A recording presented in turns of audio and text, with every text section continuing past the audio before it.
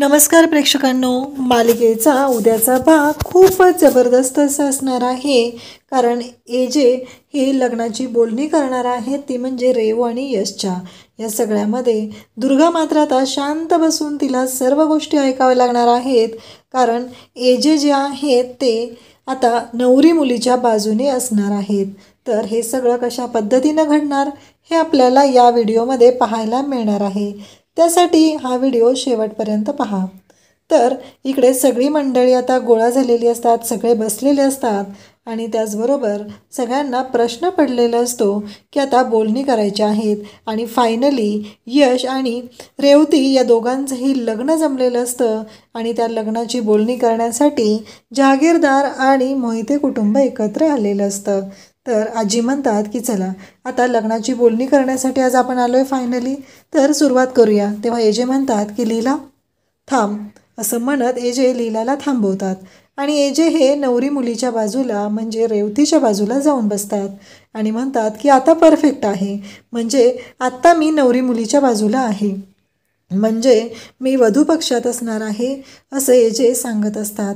आणि त्याचबरोबर इकडे पाहायला मिळतं की हे सगळं जेव्हा घडत असतं तेव्हा मात्र इकडे एजेंनी जे ठरवलेलं असतं त्या पद्धतीनं एजे म्हणतात की आता मी वधू पक्षातून असणार आहे.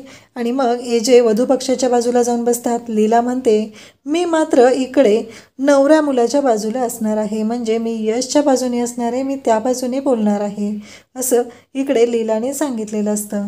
त्याचबरोबर लीलाचं जे म्हणणं असतं आणि त्याचवेळी इकडे सगळे बोलणी सुरू होणार असतात. त्याचवेळी सगळे बोलत असतात आणि मग इकडे दुर्गा सांगू लागते की मला हे लग्न जे आहे ते ग्रँड व्हायला पाहिजे आहे, खूप मोठ्या प्रमाणात हवं आहे, आपले सगळे रिलेटिव्ह आहेत ते आलेले असले पाहिजेत, असं इकडे दुर्गा सांगत असते. आणि त्याचवेळी एजे म्हणतात की ठीक आहे, काही प्रॉब्लेम नाही आहे आणि मी आहे ना, हे सगळं बोलणं सुरू असतं. परंतु इकडे लीला म्हणते की एजे मला तुमच्याशी महत्त्वाच्या विषयावर बोलायचं आहे.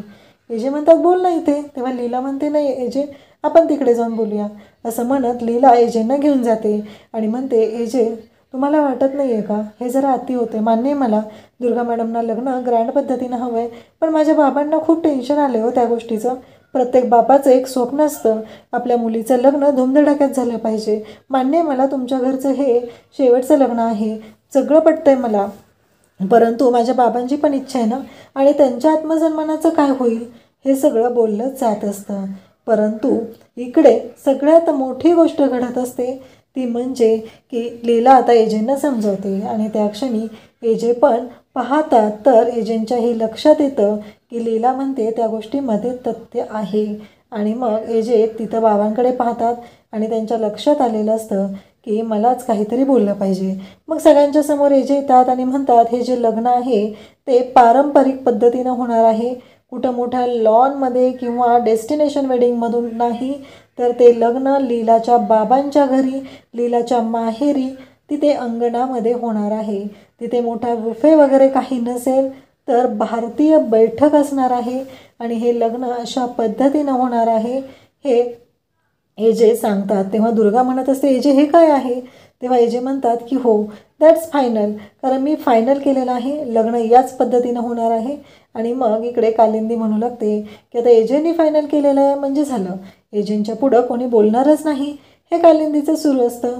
आणि मग आजी तिथं सांगू लागतात की हो अगदी पारंपरिक पद्धतीने, खूप वर्ष झालं अशा पद्धतीने लग्न झालेलं नाही, मग आता गोडाचं भरवायचं असतं, असं आजी सांगत असतात.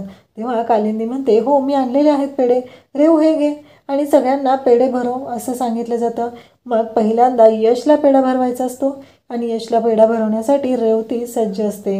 रेवती दोघं यशला आणि त्या यशला त्याचबरोबर रेवू एकमेकांना पेढा भरवतात. त्यानंतर आता लीला त्याचबरोबर सगळ्यांना पेढा दिला जातो, ननंदबाई म्हणून तो पेढा दिला जातो इकडे, तो म्हणजे दुर्गालाही पेढा दिला जातो. लक्ष्मी सरस्वती म्हणतात की आम्ही डाएटवर आहे, लीलाला पेढा दिलेला असतो, लीला पेढा खात असते. तेव्हा कालिंदी म्हणते की लीला जाऊन एजेंना पेढा भरव आणि मग तिने एजेंकडे पेढा भरायला पाठवते. तर लीला जाऊन एजेंना पेढा भरवते. एजे पण लीलाच्या हातून पेढा खातात आणि त्याचबरोबर एजे तिला म्हणत असतात की ठीक आहे. मग लीला म्हणते मला पण भरवा तुम्ही, परंतु एजे मात्र लीलाला पेढा भरवण्यासाठी थांबलेले असतात. ते सुरुवातीला भरवायला घेतात, पण नंतर मात्र ते लीलाला पेढा भरवत नाहीत. ते शांतच राहतात आणि तिथून निघून जातात. तो पेढा जो आहे तो लीलाच्या हातामध्ये तसाच ठेवलेला असतो.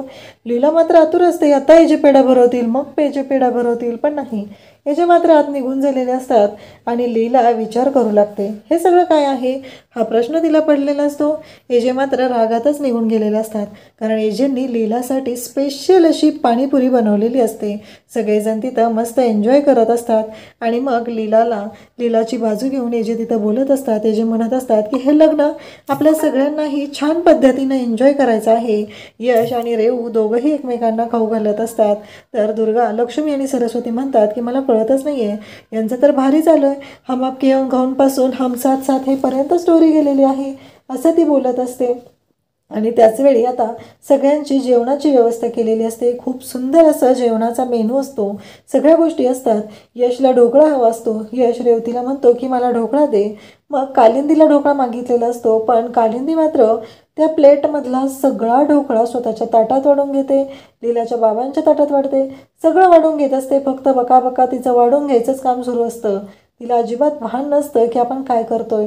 त्यावेळेस तिथे आजी येतात आणि आजी म्हणू लागतात, अहो कालिंदीताई, हे सगळं तुमच्यासाठीच आहे, तुम्हाला जेवढं हवं आहे ना तेवढं तुम्ही खाऊ शकता, काही प्रॉब्लेम करू नका, घेऊन जावं सगळं वाटलंच तर, असं ती बोलत असते. एजे आणि लीला इकडे बसलेले असतात.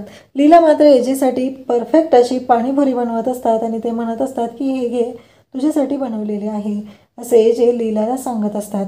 लीला ती पाणीपुरी घेते. म्हणजे मगाशी पेढा का भरवला नाही याचं रिझन हे लीलाच्या लक्षात आलेलं असतं आणि मग ती पाणीपुरी दिली जाते. आणि त्याचबरोबर पाणीपुरी लीला खाते आणि सांगते की ठीक आहे, म्हणजे असे नॉर्मलच आहे, वेगळं काही नाही आहे त्याच्यामध्ये, असं बोललं जात असतं. तेव्हा एजे पुन्हा पाणीपुरी बनवतात. सगळेजण पाणीपुरी खात असतात. इकडे लीलाला का पाणीपुरी चांगली लागत नाही आहे हे लक्षात आल्यानंतर इकडे कालिंदी पण पाणीपुरी खात असते.